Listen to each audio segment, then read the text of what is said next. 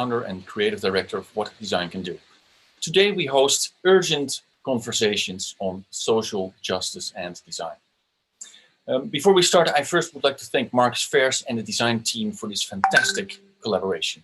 It is important to join forces when it matters, and today is one of those days.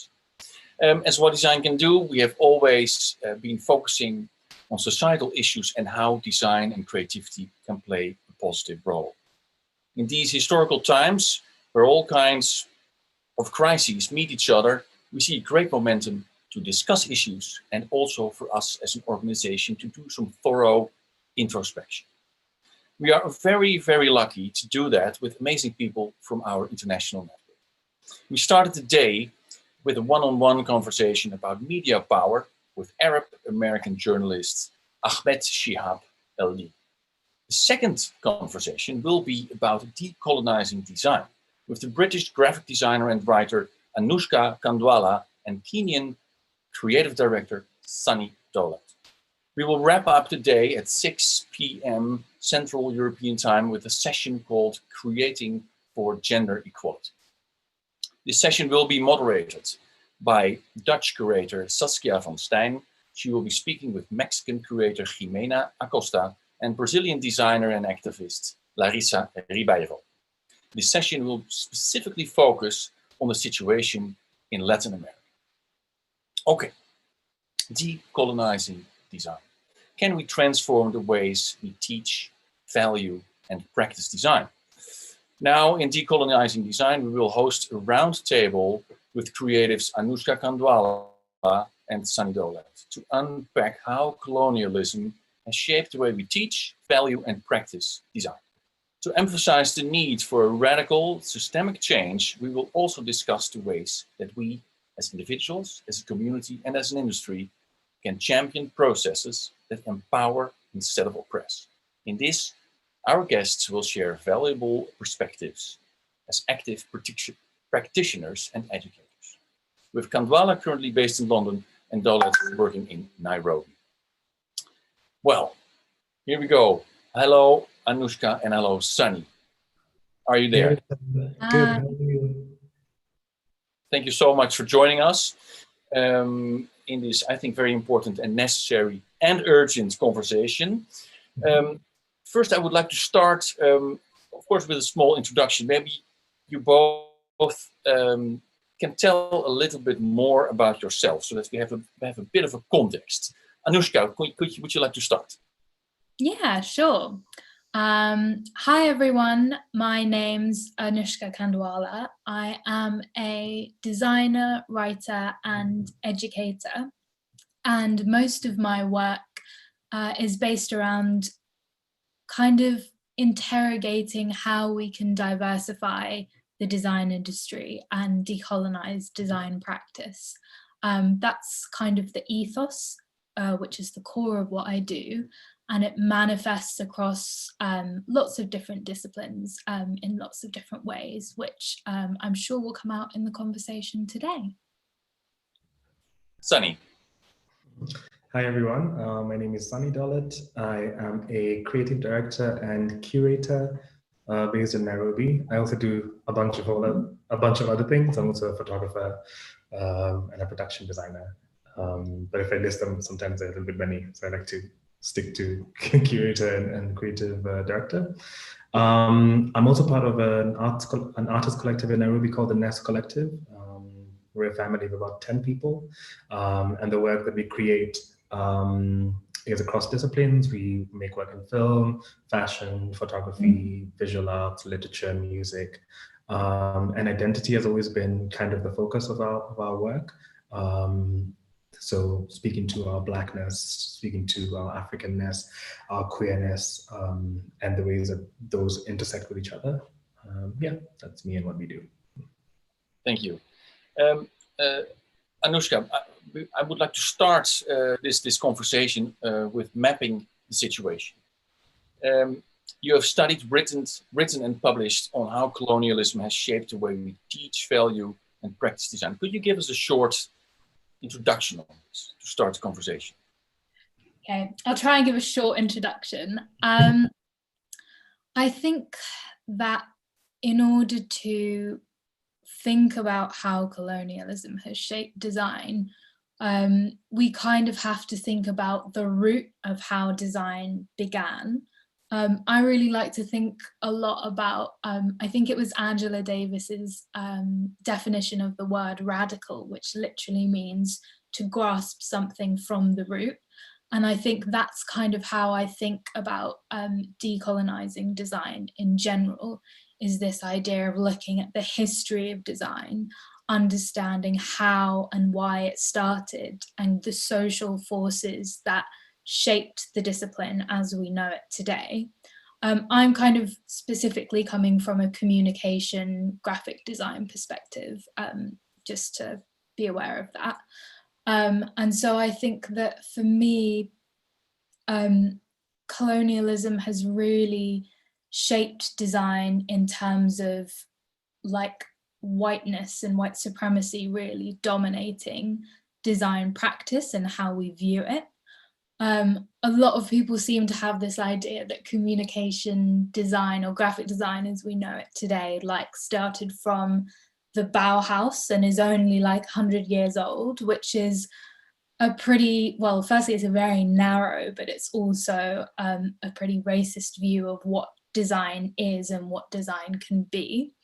I think when you link that with colonialism, like huge swathes of the world have been colonized by whiteness for a really long time. And so decolonizing is kind of us identifying where these colonial attitudes manifest within design practice, and then thinking about how we can extract these attitudes from our understanding of design.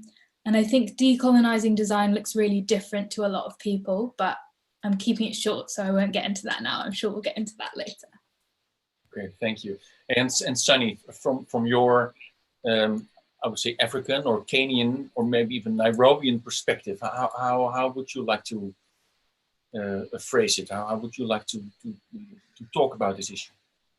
I think for us, decolonization is about interrogating our histories and our values. When it comes to design, it's obviously the interrogation of design values and design histories.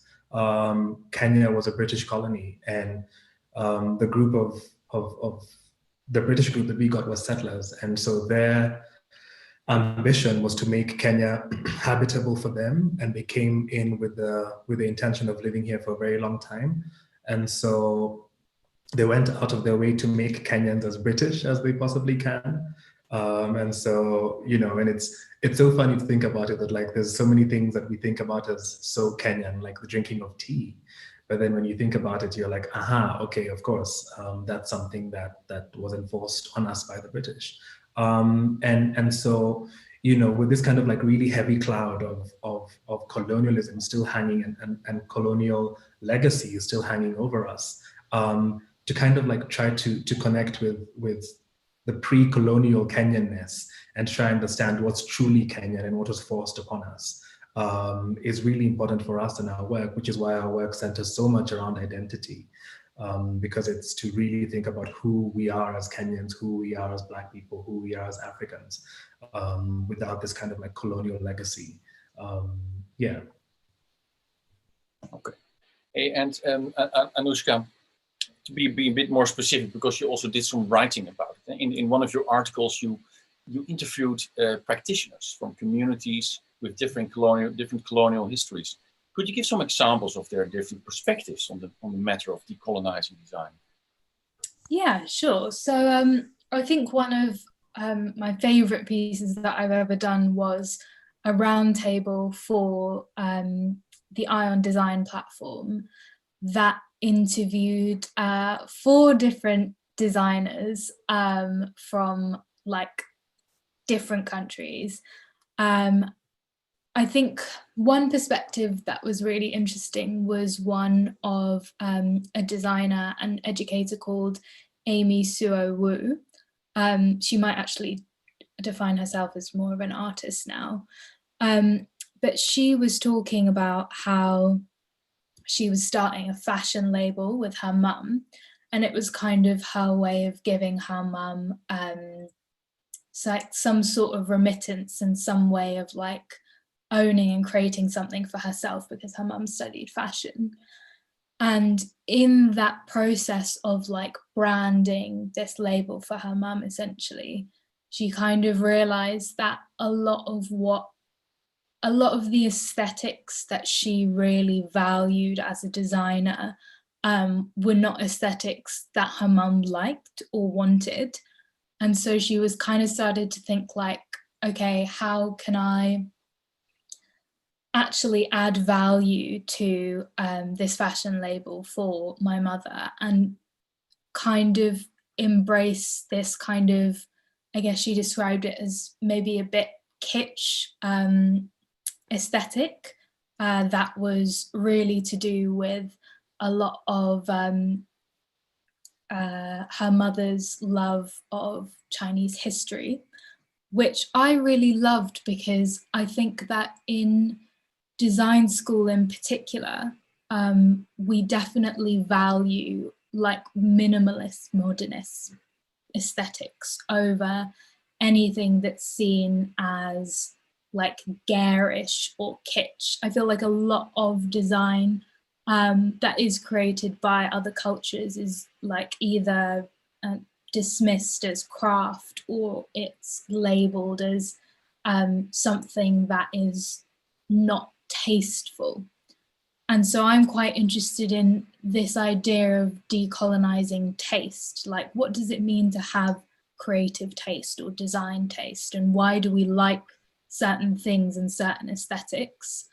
And I think in that conversation in particular, like Amy was talking a lot about how we can unlearn what we've learned in design schools, because a lot of it is actually really harmful to the discipline of design. You're kind of taught that as designers, you know best, way more than the client, which I understand, because a lot of people, if you've gone to university or art school, for example, for a long time, you've spent a lot of money to study something, of course you're going to think you know more about it than anyone else.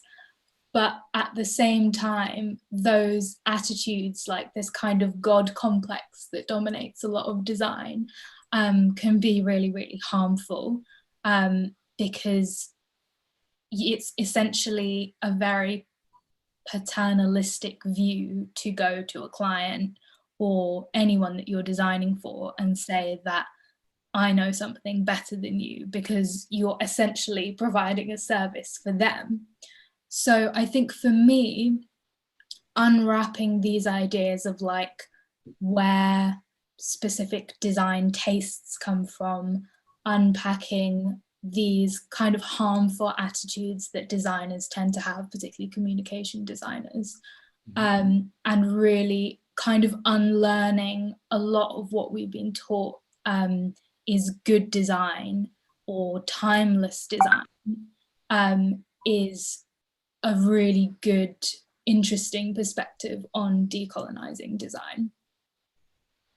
Could you also say that, now one step back, I totally agree with you, by the way, that design, of course, is not going to solve all the problems in the world. So a certain humbleness as a designer would sometimes be very refreshing. But do you then also mean that this is a specific Western perspective or a Western attitude to think that you as a designer are sort of in the top of the pyramid?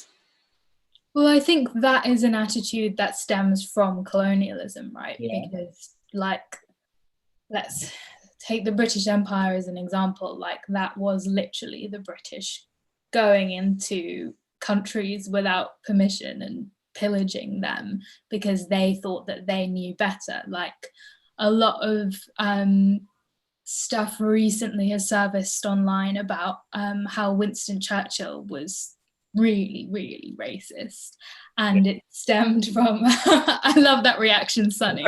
Yeah. I was like, yep. It's this idea that just gets like lost in history because the Brits really love to deify Churchill so much. Yeah.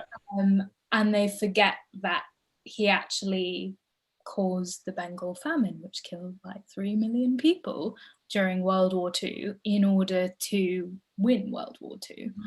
And so I think it is a very colonialist attitude to think that you can go into a place and tell these people how to live and how to improve their societies, etc., etc. Like, that's caused a lot of harm, taking capitalism to different countries which maybe didn't operate in that way has in fact caused the climate crisis. And so that's, I guess, when we're talking about decolonizing design and radical actions and grasping something from the root of its discipline, it's really important to think about the attitudes that have shaped that discipline. And I think this paternalistic attitude is a really historical one and a very, very problematic one that we would do really well to untangle from our understanding of the discipline. Sunny, is that what is your vision on that? Is that because of course you just explained about the colonial heritage that you can still feel in Kenya? Is that the concept of design as a sort of we are going to solve the problems of the world from this Western perspective? Is that something that you nowadays also feel in Kenya? Well, I think, first of all, I'd like to agree with something that Anoushka said, which is about, that one of the main things that colonialists did was to come into a place and show the locals that their ways were better and that everything about their way of living was better. And so essentially they would enter a space and completely rubbish all the existing systems, social structures, religions. And I think that it's also really important to acknowledge what that does to a people over hundreds and hundreds of years, to be told that you're not good enough and that your gods are like rubbish and that this is the God that you must worship and this is how you must worship and this is how many children you must have. And that also when it comes to objects, when you look at the way that the design world talks about African design objects, I think that first of all, you always find that African design is always spoken to by Westernness, and it always does this like very odd comparative thing. So like, for instance, African textiles, Africans have never described their textiles as craft. It wasn't us. We didn't assign and locate our textiles within the craft space. It was done for us. I remember a couple of years ago hearing, I think it's a V&A, they don't have an African collection because they're a design museum. Just for them, African objects aren't design objects. And I think that this is so problematic, and it continues to happen to this very day, whereby you have these kind of like Western and very white superstructures that assign definitions to materials and design objects from the global South. And it's really important to start to break that apart and to start to allow people to define for themselves, right? Yeah. And how do you do that with Nest? I think that for us, everything we do is about defining ourselves. I think quite often we always see Africa and much of the global South being covered from a very like Western gaze and a Western lens, and it's very rare that we see people from those communities document themselves. So when we get to tell our own stories, we tell them very differently. We have such grace for ourselves, and we show ourselves in ways that are dignified and respectable, which are, nuances that other people don't necessarily come with. And I remember I really saw it when in 2014, we did a fashion book called Not African Enough. And our motivation to create that book was for one, I think 90% of the books that exist that talk about African fashion and African fashion aesthetics have been written by Westerners, have been written by white people. And for me, that's problematic because it's someone else defining you. And I think that it's really important for you to be able to define yourself. And it was really interesting when we started speaking to designers and other practitioners in the design space and listening to them define themselves and listening to them trying to unpack the country's design aesthetics and why we dress the way that we do, and the ways that our fashion aesthetics have also been colonized so much by the British. Then you really start to understand the kind of like design sensibilities of us as a country. And so it becomes really insulting when the same people who colonized us then come with this accusation of like, oh, this design isn't African enough. And it's like, no, you don't get to define that anymore. Yeah. And so I think that that's really what our work does, because we make all the work ourselves, and the work is about us. That we are taking the power back and really defining ourselves and decolonizing.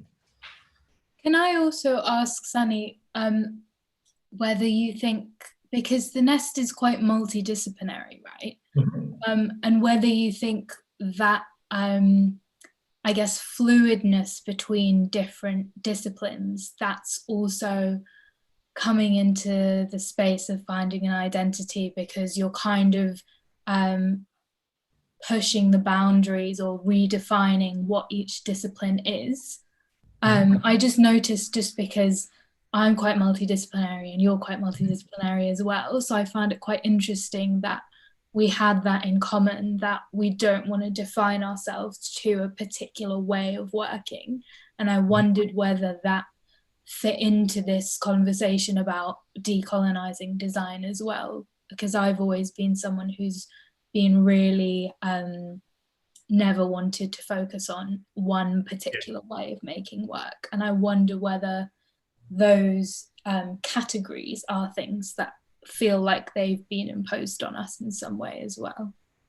I think in some ways, yeah. But also I think that in some ways, you know, for us at the collective, none of us really studied anything design related.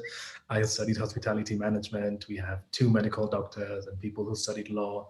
And I think that we've always given ourselves such permission and such freedom, which we've had to cultivate over the years, because I think that the world definitely teaches us that if you're a photographer, the only thing that you must ever do is photography.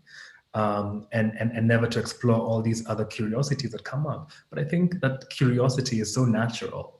It comes to us so easily. And because we're a collective, and I think that that's also one of the ways we've been able to give each other permission, that the people whose primary medium is photography have invited the rest of us to explore that medium with them. And for me, whose primary medium is fashion, I've invited the rest of the collective to kind of like navigate it with me.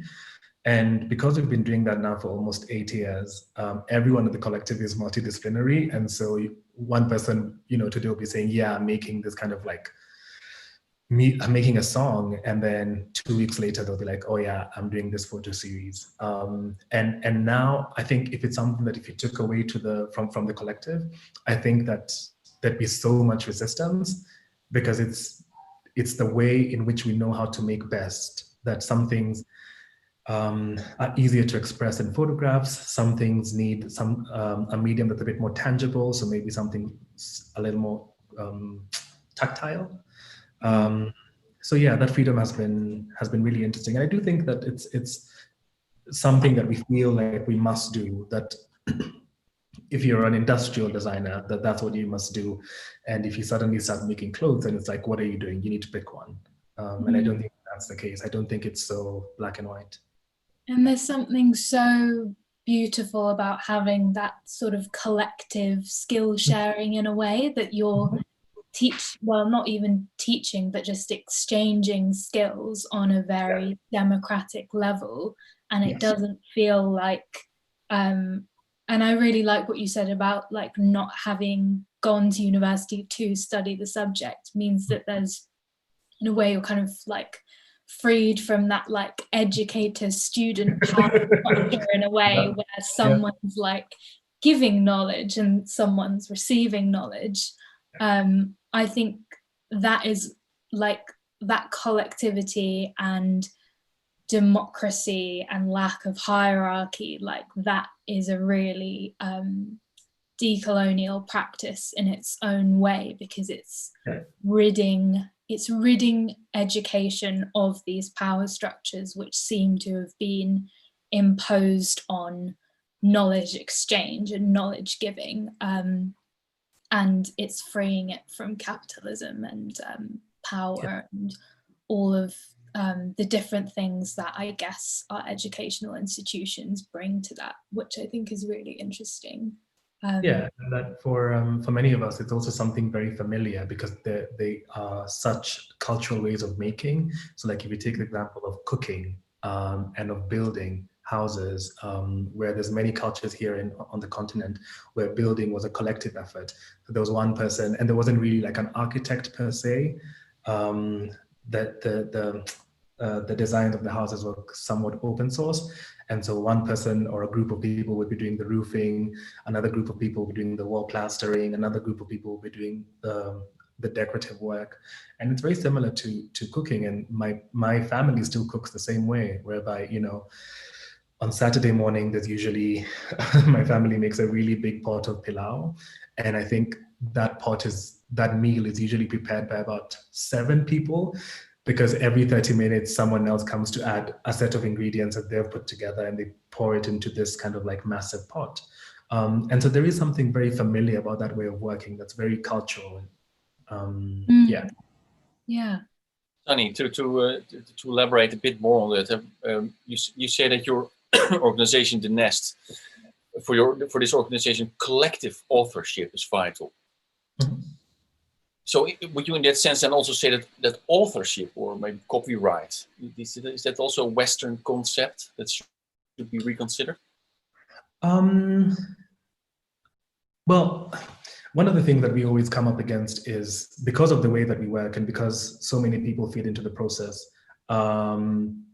whenever we present the work, people always want to assign authorship to one person. Yeah. So if it's a film, people are like, yeah, it's great that you're a collective, but who's the director? Yeah. Or if it's a book, yeah, it's great that you made this book together, but like, who actually wrote it? And for us, you know, we didn't really think, whenever people would come and visit us and see the way that we work, people would always say, the way that you work is so interesting and so unusual. And we never really thought it was, because it's the only way we've known how to work. And I think that the thing that's unfortunate is you have, again, these superstructures that have no capacity to understand and no capacity to see the nuances of the different ways of working. It's like there's this one way of working that we understand. And so therefore your work and the way you present your work must then conform to this structure of ours. Yeah. And then I think that you lose so much beauty and you lose the ability to capture all these different ways of making that exist globally. Yeah, I was going to say off that, in that roundtable that I was discussing earlier, there was a designer called Miguel Navarros in it, and he's a Colombian designer, and he was talking a lot about how when he teaches in, like, I think it was product design, a lot of his students like want to learn more about how to patent a design rather than actually working in the field and making work. They just want to know how to patent something so that they can have this individual credit to their name. And it's not necessarily their fault that that's the way the system works. Like Sunny was saying, like that's how value is placed on individual designers depending how many patents they have. And I think that again goes to like what we've been saying about this need to really redesign the system that values different kinds of design. I kind of felt for a really long time, I almost had a lot of imposter syndrome about my design practice because it's not the most lucrative part of my practice. It doesn't earn me the most money. Like I my teaching is probably the most lucrative part of my practice. And then I thought about it and I was like, so why am I valuing this part of my practice less just because it doesn't conform to capitalist standards, that something's only valuable if it's making you money? And I think that's really interesting and something that we need to think about within this conversation about where we place value in the design industry and within wider culture as well. And how can we think of ways to, as the Nest does, like work outside capitalism and institutions. Yeah. Anoushka, I have another question for you. You say design does, and you wrote several articles. There's also one published on our website, and I'm very happy that happened. You say design does not exist in a vacuum.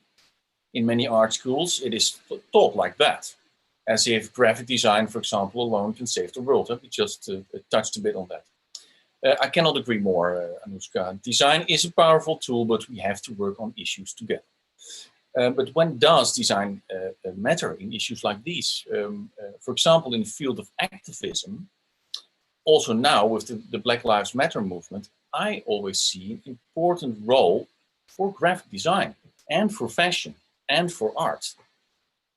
What do you think?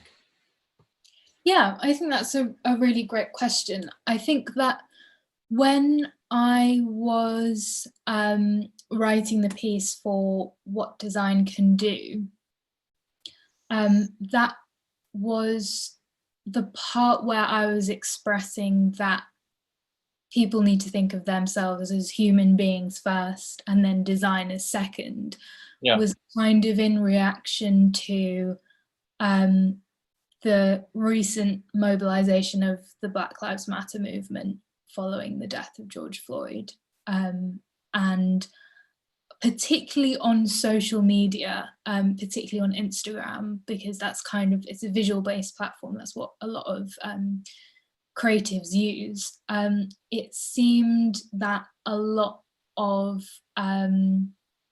designers were like rushing to offer their services to this social cause which they felt they had to contribute to, which is great, but without at first really thinking critically about what they were doing.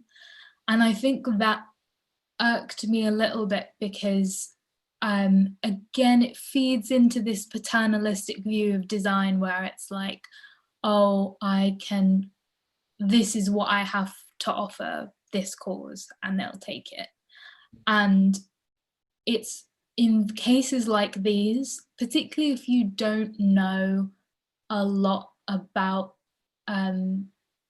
decolonizing your design practice and a lot about how to be an anti-racist ally, it's actually far more important to learn generally about anti-racism and then think about how that impacts on your design practice and then be able to offer quite a critical view on what design can do for those causes, rather than just rushing to design a logo or design a t-shirt or whatever and not really, and again, just offering this kind of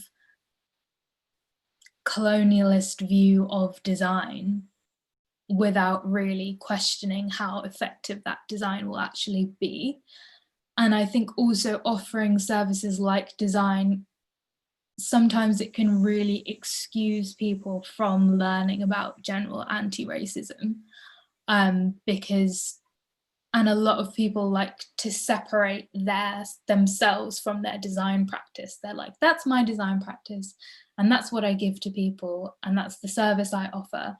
But the authorship is completely separate from that, and they don't see how their lived experiences and their privileges inform their design practice and their design tastes specifically.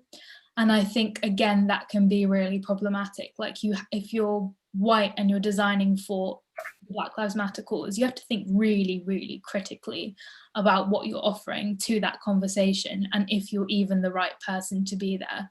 So I think there's just, what I meant was that there are a lot of questions that people need to ask themselves before rushing to offer their design services about what kind of person they are and what kind of designer they are and what kind of designer they want to be.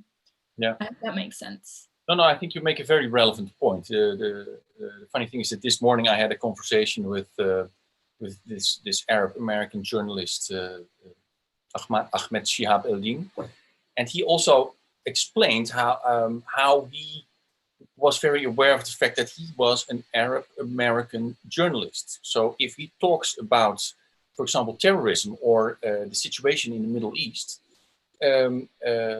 he has, that's what he explained in the conversation that he had. Of course, he tells a different story than a white American journalist who is in Iraq, for example, telling a story about the situation in Iraq. Yeah. So he said, of course, everybody can tell this story, but you should be very aware of the context, and also you should be very aware of your background, and also quite literally the color of your skin, because that is important in the communication as a journalist. Yeah. So I get your point. It's important. Yeah, I think it's a really good point. Sorry, I was just going to add that. Yeah. I think a lot of ethnic minority designers have been classed as like a Black designer or a South Asian designer for so long that they're so used to, like, we're so used to our race being seen as part of our work and part of the work that we do. And it's really time for white designers to start thinking about how their race informs their design as well, because they've been excused from thinking about their race for a really, really long time. And so I think, again, like, that's a really big part of decolonizing design, is acknowledging how your whiteness has informed your design practice, and how it can maybe, that means it can maybe be more harmful than it can helpful. Yeah. Sunny, I'm also going to quote you, don't worry. Okay. Also, so a CNN interview with you, man, you're world famous. Here, what you say here is that I've been thinking about how Kenyans like to blend in. We are very utilitarian, which is a legacy of colonialism. To start to understand all the facets of what it means to be a Kenyan, we have to understand our history properly. I want to investigate that through fashion. I was super intrigued, and I cheer you for that, because I think you're, for a large extent, an activist, and your tools are, of course, creativity, but also for a very important part, your tool is fashion. So can you explain us a bit more on that, or if you like, I don't know, because you also have some images to share with us. Maybe this is also a good opportunity to do that. But I'll leave that up to you. I'll respond to that, and I'll share some work. Yeah, absolutely. I think that, you know, to understand ourselves as Kenyans means also understanding what the British did to us and the ways that they shifted and redefined Kenyanness. And one of the things that I discovered after putting out the fashion book is I met a gentleman who was telling me that when the British, because we got settlers, and their aim was to make Kenya as compatible and suitable for themselves and their living here, what they did was that they completely banned cultural dress. So wearing cultural dress was a punishable offense. Because for a long time, like, people come to Kenya and you see people in the street wearing like navy and gray and black. And there's always this idea that Kenyans are not very colorful people. We don't gravitate towards like your reds and your oranges, and, you know, and it's not until you understand and you learn about that part, that like the wearing of cultural dress was a punishable offense, and that the British had a kind of like approved textile, which was gray calico. So everyone had to buy their gray calico and then go and make what they make something for themselves to wear. And that people did this over a long period of time. And so it just becomes embedded in who you are, and it kind of like carries on. And if you don't interrogate the kind of like source of that aesthetic, and even like the very Kenyan mannerisms, I always say that we're very courteous, but we're also very passive aggressive. So like Kenyans will never tell you to your face that you've offended them. They'll just be like polite, and then they'll just talk absolute smack behind your back, which I think is something that's very British. And so there's all these things that we've been carrying for so long, and like to us, it feels like Kenyanness. And then you start to hear all of these stories, because also what the British did was that they destroyed all the documents of that documented and captured many of the really, really terrible things they did here in Kenya. There's all of these things that like you hear after such a long time, and that many people who have been living here for the longest time also don't know. And so to understand that also helps us understand ourselves, and our aesthetic choices, our design choices. And so for me, that's been really interesting to start to learn about and to start to unpack, because it has absolutely influenced who we are, how we are. To try and see how to address that and to talk about that in my work, in our work. I'm gonna share my screen real quick. Yes, please, would be great. So this I won't talk about because I already talked about Not African Enough. But like, for instance, over the past year and a half, a lot of the work that I've been making, and a lot of the things that I've been exploring have been coming from a very spiritual place. And so it's like this point of intersection between like fashion and spirituality, or design and spirituality. So last year, I made a film with a jewelry designer here in Kenya, and we were examining the kind of like dual properties of salt, this kind of like very corrosive nature that salt has, but also very life-giving. And the kind of like visuals of the project and the film ended up being very spiritual, because I also think that salt but salt is a very spiritual material. It's used in ritual, it's used in ceremony, and it felt right. It felt like the right thing to do, to have this kind of like very spiritual images for the project. And then in July of last year, I had been invited to make some work for the Ngola Biennale in Sao Tome. And so I made a project called In the Finest Robes the Children Shall Return. And the aim of this project was, I think that often whenever people talk about Africa, they don't talk about the continent in its entirety. They talk about a small group of countries, and usually it's like Kenya, Ghana, South Africa, Nigeria, and maybe like Morocco. And then, that grouping will be used to talk about the entire continent. And I think that that's incredibly lazy, and that people have to start to do the work and see the continent in its entirety. Like, you don't get to pick 5 countries out of a continent of 55 and use those findings from the 5 countries to talk about the aesthetics and the design of an entire continent. I think that it's incredibly inaccurate and incredibly lazy. And so I wanted to make a work that also saw the continent in its entirety. And so I went out to source one outfit from every single country on the continent, which is a huge undertaking. But like, I kept on saying that, like, even if I had ended up with 10 outfits, which luckily I didn't, but that even if I had ended up with 10 outfits, I think that the ambition of the project was so important.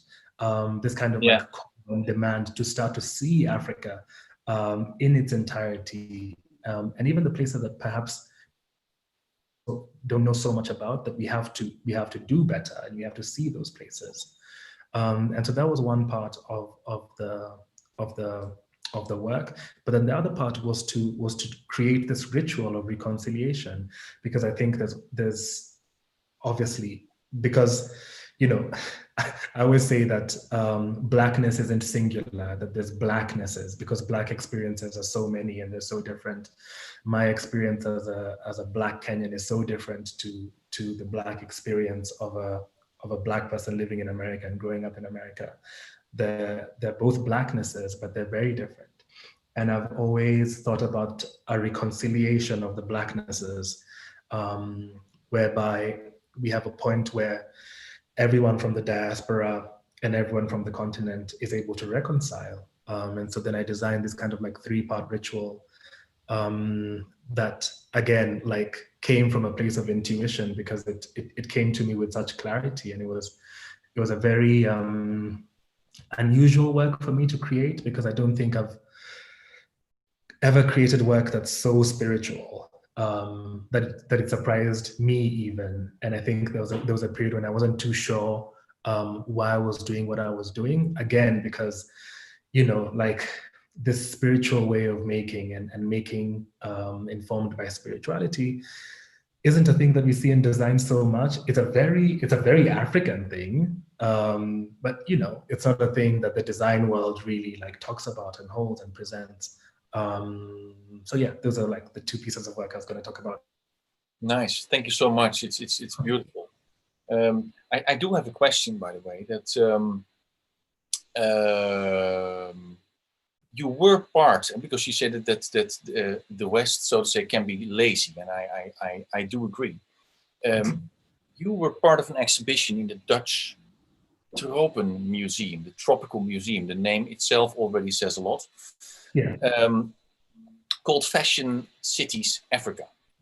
Mm-hmm. As the website, I read it here, as the website says, the exhibition showcases the vibrant and multifaceted fashion scenes in 4 major African cities: Casablanca, Johannesburg, Nairobi, and Lagos.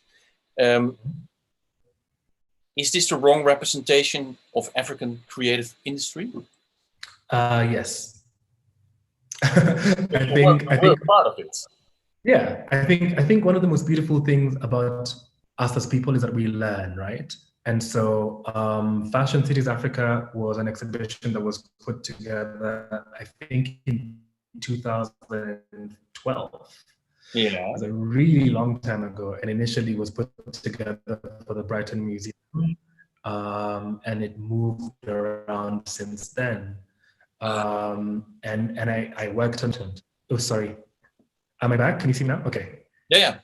Okay. And that for me at the time it was really important, because we weren't really seeing African designers being spoken about on the main stage. They weren't getting the same coverage. They weren't getting any publicity. And so at the time, yeah, I think that, and if I was to go back, I think chanted that I would make the same decision, because it meant many things for the design scene of the continent. It was one of the first exhibitions of its kind. Would I do the same exhibition now? Absolutely not. I think that I've learned so much more, a lot more that I'm aware about. And I think that, again, that's the thing about us as people, is that it's very easy, and it's very possible for me and many of us to contradict and completely disagree with previous version of ourselves, because, you know, as we grow, ideas shift, everything about us shifts. But yeah, I think it was incredibly useful as the exhibition started to move. I think that there's many things about its initial intention that were lost. But it's the first iteration of the exhibition is something that I fully still stand behind. Yeah. And by the way, I was not aware that this was already conceived in 2012. So that's how you see it.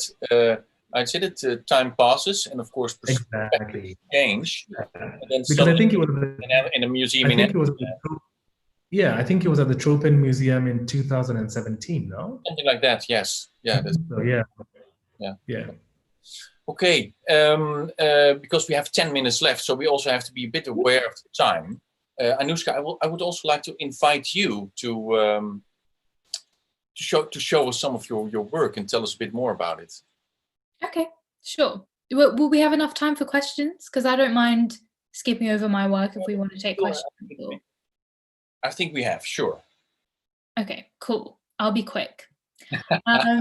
So I think a lot of the time I feel like my practice is at its best when my design skills and my writing skills come together. So I guess some of my favorite pieces of design that I've done have been like accompanying articles that I've written. So this is an article that I wrote for AIGA's Ion Design, which is called Let's Cut the Bullshit. Here's what it really means to diversify your workplace.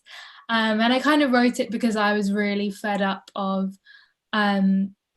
diversity just being about gender. I wanted to move the conversation about diversity into like a much more intersectional viewpoint, taking into account race, ability, sexuality, etc. And so for designing the hero image for this, I kind of really wanted to take a very well-known image and kind of subvert it. So this is kind of designed with experience of what I'd seen going on a lot in workplaces, which was this, often it's a white woman like shouting that we should need to diversify the staff team of the company or organization or brand or whatever, and often speaking over the experiences of a lot of people of color. And so that's something that I really wanted to kind of hit at within this article. A lot of my work is also about kind of hitting out at this idea of order and of the grid. I kind of really don't like ordered design. I really like messy, like punky DIY aesthetics. And so this is like a piece of my work that's been circulated quite a lot, which was in accompaniment for an article that I wrote again for Ion Design about what does it mean to decolonize design. And I really wanted to embrace the idea of the process, that decolonization is a process. It's not necessarily like a specific end goal. Like, I don't know what the goalposts are of the journey of decolonizing design, but I do know it's really kind of similar to the anti-racist journey of learning how to be anti-racist, learning how to be an ally. It's a really messy journey. You go back on yourself a lot, you make mistakes. That's kind of like what I love about Sunny saying that he's like, you've changed your mind about certain things that you thought about in the past. And I would say I totally concur with that. That's something I've come across a lot in my practice because I'm always learning and I'm always taking in new things. And sometimes I might want to revise something that I've said before because I've learned something new.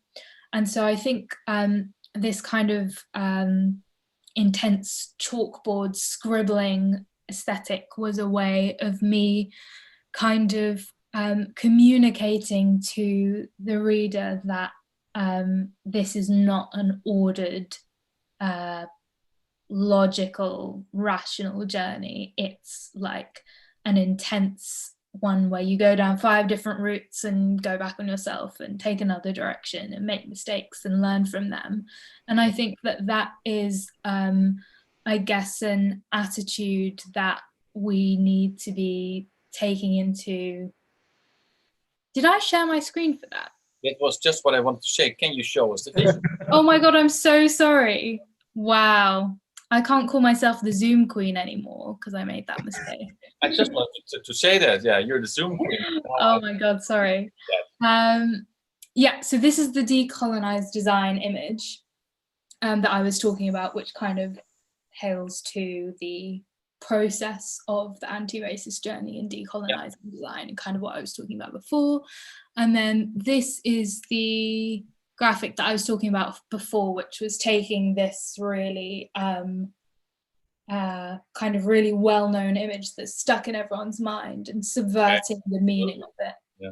I'll leave it there. Sorry that I didn't share. It was a good build up though. Absolutely. Hey, because we indeed are running a bit out of time now. So Sunny, to get back to because I'm intrigued by it. I think it was such a beautiful thing that you said that. You were talking about a collaborative, and in your last presentation also about a spiritual system. What do you exactly mean when you say that, a spiritual system? I think that African spirituality is something that was actively raised by the colonialists across the continent and dismissed as witchcraft.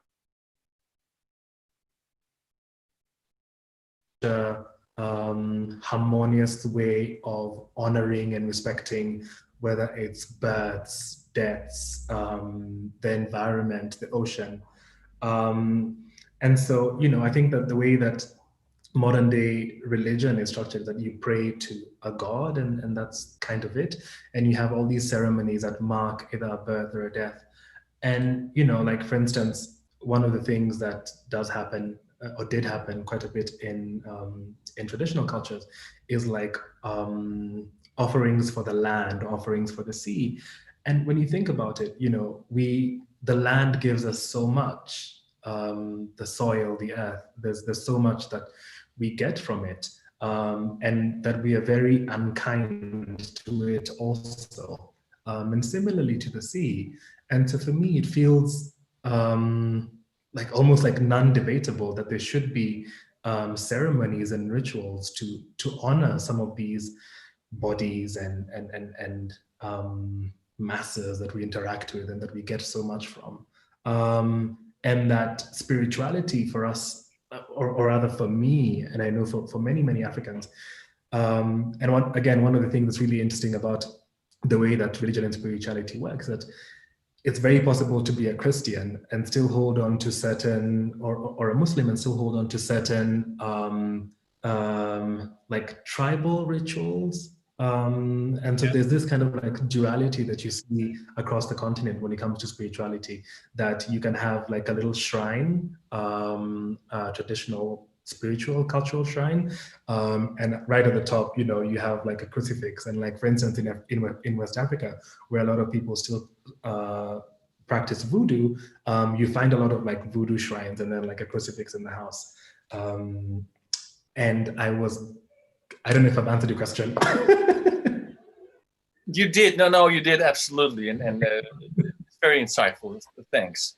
I see we have 3 minutes left. And again, I have still 100 questions, so we could go on for hours, but unfortunately we can't here. But I do have some questions from the audience. So here says, Naomi sends us a question on Instagram. She wrote, I'm a young POC designer. Do you have some tips on what could decoloniality look like for me in everyday practice? So a very practical, hands-on question. Anoushka, would you like to give an answer? Yeah, I think kind of based on what we've been talking about, I think decoloniality is kind of about constantly questioning what you've been taught by a designer and questioning yourself and why you're making a certain design decision and why you are acting in a particular way, particularly if you're a young POC designer. The industry is like not always the most welcoming place. So for me, like a big part of my decolonizing journey was like realizing that I was emulating particular aesthetics just because I thought that would be praised as good. And I realized I was kind of designing more for validation than I was for myself and the kind of design that I wanted to make. So I think if you're a person of color, really thinking about the aesthetics that come from your culture or have really inspired you, and thinking about what kind of design you really love, and then deciding to emulate that is sometimes a really good start at decoloniality, because it means that you're really thinking about designing with feeling, which is something that Sunny and I were talking about yesterday, like designing with emotion rather than with rationality or logic, or thinking that this particular aesthetic is what's valued by the industry, so I'm going to design like that. So that's the tip that I would have if I were to give one. Sounds good. Sunny, is there anything you would like to add? Yeah, something very quick, that for you being a young designer, a young female person of color designer, is decoloniality in and of itself. Yeah. Okay. Sunny, with these famous last words, we're going to wrap it up. Thank you so much. Anoushka, also thank you so much for this conversation. Again, I don't think we're done yet. This conversation needs to be continued, and we will do in another channel, other days, whenever, but we will. Again, thank you so much. Everybody, thanks for joining us in this conversation at 6 o'clock Central European Time. We will be back with another live conversation called Creating for Gender Equality. Moderator Saskia van Stijn will map the connections between design, gender, and violence, paying special attention to the Latin American context with guests Jimena Acosta and Larissa Ribeiro. Thank you so much. Thank you. Thank you very much.